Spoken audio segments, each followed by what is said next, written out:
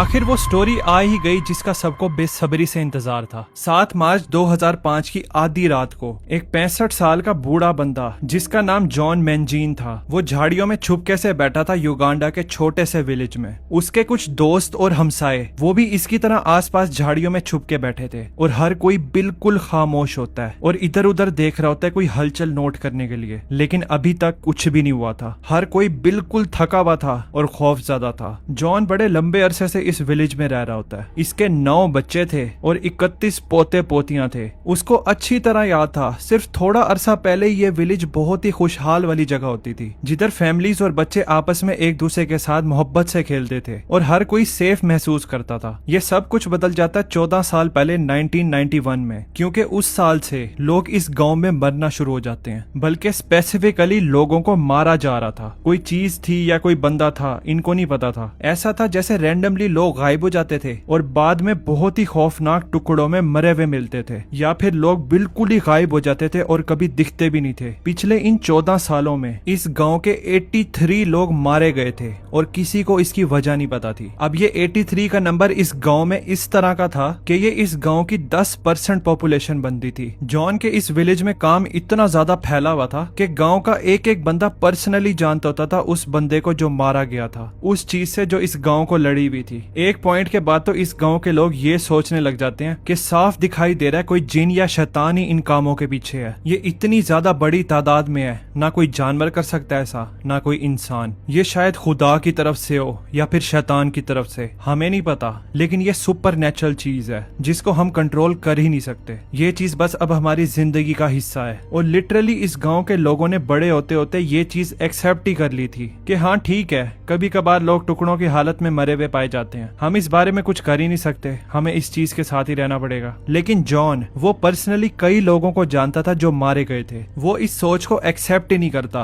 कि हाँ ठीक है, ये चीज सुपर नेचुरल है और हम इस बारे में कुछ नहीं कर सकते। जॉन कहता है नहीं, हमें इस चीज के बारे में देखना पड़ेगा, कोई ना कोई एक्सप्लेनेशन तो जरूर होगी जो यहाँ पर चीजें हो रही हैं। तो फाइनली 2005 में पानी सर के ऊपर से तब गुजर जाता है जब एक छोटा सा बच्चा सुबह के टाइम इस गांव में मिसिंग हो जाता है। अब जॉन के इतने सारे पोते पोतियां थे जिनमें छोटी छोटी उम्र के लड़के भी थे, और फिर ये देखता है वो छोटा सा बच्चा गायब हो गया और फिर कभी नहीं मिला। और फिर वो सोचता है, जॉन सोचता है वो बिल्कुल मेरे छोटे पोता पोतियों की तरह था, ये चीज बंद होनी चाहिए, हमें अब देखना पड़ेगा इस बारे में। तो जॉन जबरदस्ती गांव के कुछ लोगों को इकट्ठा करता है, जिसमें उसके दोस्त होते हैं, हमसाये होते हैं और बाकी लोग होते हैं। वो इन सबको कहता है आज रात हम लोग सर्वेलेंस करेंगे, इसके लिए हमें पूरी रात जागना पड़े जागेंगे और वेट करेंगे उस शैतान का, उस क्रिएचर का, उस बंदे का, या जो भी वो चीज है, उसको आज हम रंगे हाथों पकड़ेंगे और इस चीज को हम यहीं खत्म करेंगे। अब क्योंकि जॉन इतना ज्यादा मोटिवेटेड था, इतना जोश में था और इस चीज को लीड करने के लिए पूरे तरीके से तैयार था, तो वो फौरन ही गांव में सारे लोगों के ओपिनियंस को चेंज कर देता है। हम इस चीज के बारे में कुछ भी नहीं कर सकते, लोगों की सोच इससे चेंज होकर हो जाती है, हाँ इस चीज को एक ही दफा खत्म करते हैं। फिर रात के टाइम जॉन और बाकी सब लोग जो उसने छुप के सर्वेलेंस के लिए इकट्ठे किए थे, ये अपने गांव के एक एरिया की तरफ बढ़ना शुरू कर देते हैं जिसका नाम था कसाई खाना। इन्होंने इसका नाम ये इसलिए रखा था, वो जो 83 लोग थे वही जिनको मारा गया था और टुकड़े किए गए थे, मतलब जो मुर्दा मिलते थे, या तो वो इसी एरिया में मरे हुए पाए जाते थे या फिर गायब होने से पहले आखिरी दफा उनको इसी एरिया में ही देखा गया होता था। ये जो कसाई खाने वाला एरिया होता है ये बिल्कुल लेक के पास था, जो इस गांव के बिल्कुल साथ होती है। हर कोई इस लेक से और इस एरिया से डरता था, लेकिन आज की रात वही रात होती है। इन्होंने फाइनली पता लगाना था कि इस गांव में हो क्या रहा है। जॉन और बाकी जो वॉलंटियर्स थे वो इस कसाई खाने वाले एरिया में आते हैं। ये सारे ऊंची ऊंची झाड़ियों में छुप जाते हैं जो इस लेक के बिल्कुल साथ होती हैं। ये छुप के बैठकर जमीन पर नजर रखे हुए थे, वही जो कसाई खाने वाला एरिया होता है, और साथ ही उस लेक पर भी इन्होंने नजर रखी हुई थी। ये सारे उधर बैठे रहते हैं और एक दूसरे की तरफ देखते रहते हैं सेफ रहने के लिए। वो एक दूसरे को देख रहे होते हैं, पानी की तरफ देख रहे होते हैं। काला पानी बिल्कुल स्टिल होता है, जमीन पर भी कुछ नहीं होता,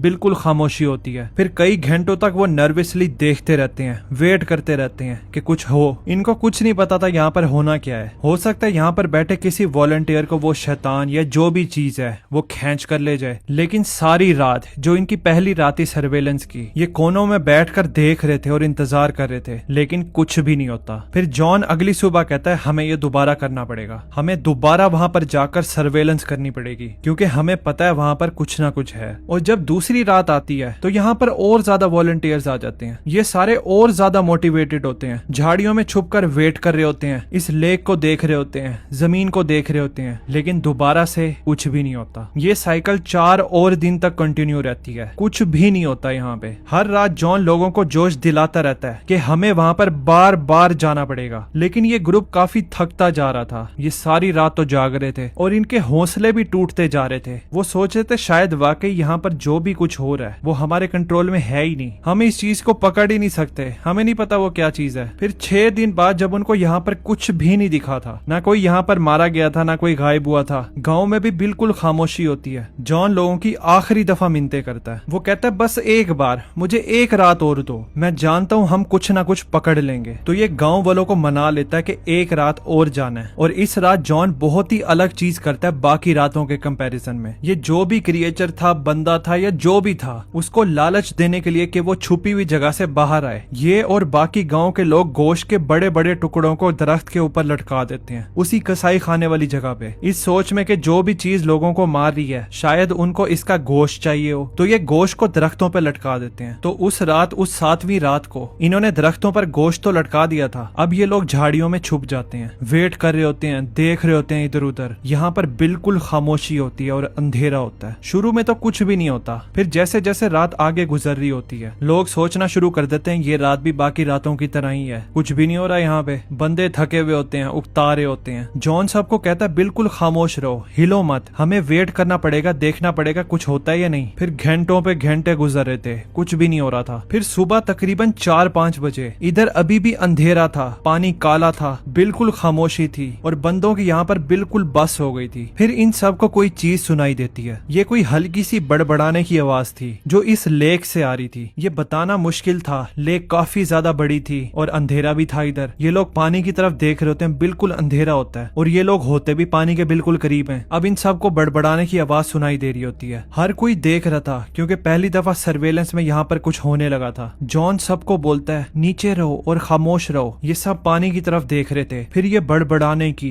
गुर्राने की आवाज आहिस्ता आहिस्ता बढ़ना शुरू हो जाती है। एक पॉइंट पर ये आवाज इतनी ज्यादा बढ़ जाती है कि जॉन को अपना जिस्म कांपता हुआ महसूस हो रहा होता है इस आवाज की वजह से। अब जब ये सब हो रहा था, थोड़ी सी रोशनी की मदद से वो लोग इस काले पानी की तरफ देख रहे थे, तो ये नोट करते हैं पानी की सरफेस के ऊपर लहरें बन रही थी, लेक में कोई चीज हिल रही है। हर कोई देख रहा था, वेट कर रहा था और सारे डरे हुए थे। जॉन उन लोगों की तरफ देखता है जो परली तरफ झाड़ियों में छुपे हुए थे। वो देखता है उन सब की आंखें खुली हुई और वो सारे डरे हुए हैं, लेकिन सारे लोग पानी की तरफ देख रहे होते हैं। फिर एक बहुत बड़ा काला सा क्रिएचर पानी से बाहर निकलता है। इसके गुर्राने की आवाज हर तरफ फैली हुई थी और हर कोई बिल्कुल डरा हुआ था। ये जो भी चीज थी जॉन की तरफ एकदम से लपक कर भागती है, लेकिन ये जॉन पर हमला नहीं करती। ये बड़ा सा क्रिएचर जॉन से क्रॉस करता हुआ सीधा उन गोश्त के टुकड़ों पर हमला करता है, वो जो दरख्त के साथ लटके हुए थे। लेकिन उस गोश्त के टुकड़ों के अंदर हुक्स लगे हुए थे, वो एक ट्रैप था। जैसे ये चीज गोश्त को काटती है, ये उस ट्रैप के अंदर फंस जाती है और अब ये चीज हिल नहीं सकती थी। जॉन जो इस मूवमेंट का इंतजार कर रहा था, उसको कोई आइडिया नहीं था यहाँ पर हुआ क्या है। उसको पता था उसको बैकअप चाहिए, तो वो गांव की तरफ भागता हुआ जाता है और सबको चीख कर बुलाता है, इकट्ठा करता है, जमा करता है लोगों को। वो कहता है आओ हमारे साथ, हमारी मदद करो। तो 50 गांव वाले अपने घरों से बाहर आ जाते हैं और ये सारे उस दरख्त के पास आ जाते हैं जिधर वो गोश्त के टुकड़े लटकाए हुए थे और ये बड़ी सी क्रिएचर इधर उधर उस ट्रैप में हिल रही थी। तब इनको पता चलता है जो चीज जिसने इनके गांव में तबाही फैलाई हुई थी वो कोई शैतान नहीं था, बल्कि वो युगांडा में पाए जाने वाला अब तक का सबसे बड़ा सॉल्ट वाटर क्रोकोडाइल था। ये क्रोकोडाइल 16 फीट लंबा था और इसका वजन 900 किलो था। ये बहुत ही ज्यादा मैसिव था और पिछले 14 सालों से ये क्रोकोडाइल छुपके से इस गांव में आता था, लोगों को पकड़ता था और उनको घसीट कर पानी में ले जाता था और किसी ने भी इस चीज को नहीं देखा था। या स्पेसिफिकली जिसने भी इस क्रोकोडाइल को देखा था, इस बीस्ट को, वो जिंदा ही नहीं बचता कहानी बताने के लिए। अथॉरिटीज को इस विलेज में बुलाया जाता है और वो सब इन गांव वालों को रोक देते हैं कि तुम्हारा जितना भी दिल कर रहा है तुमने इसको मारना नहीं है। इसकी जगह वो इस क्रोकोडाइल को किसी और लोकेशन पे छोड़ देते हैं।